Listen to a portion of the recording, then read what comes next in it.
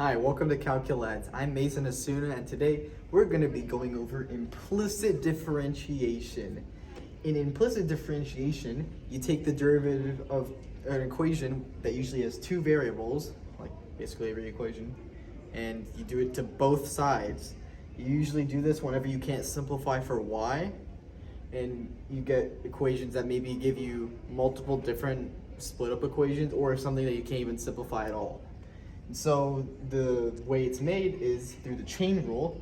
We learned last week that the chain rule is used whenever we have to take the derivative of a function, of a composite function, and then you have to multiply by the derivative of the inside. And so you're going to treat any non-x variable that is in the equation as a function of x, so namely y. So when you take the derivative of y with respect to x, you treat it as x, so the derivative of x would be 1, so you get 1. But since we have the chain rule, you'd have to multiply by the inside, which would make it dy dx. And now for our examples. We have x squared plus y squared is equal to 1.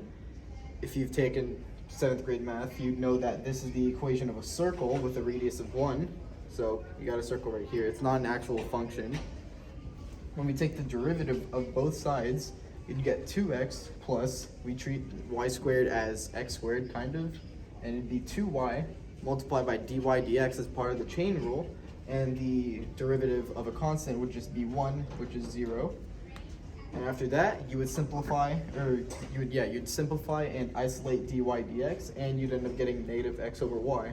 So when you plug in a point on here into this equation, you'd get the slope of the tangent line at one of these coordinates.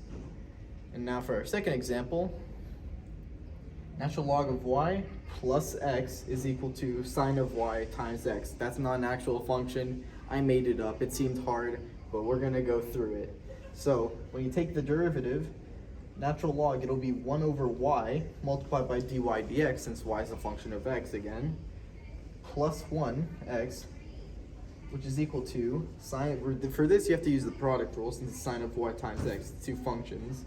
You'd get sine of y plus x cosine of y times dy dx, because the derivative of sine of y would be cosine y times dy dx. And then you'd bring the dy dx to the other side and bring the other stuff to the other side. And you'd have dy dx on here, and the other functions, it could be x or y on the other side. And so you'll factor out a dy dx and divide it by whatever's on the inside.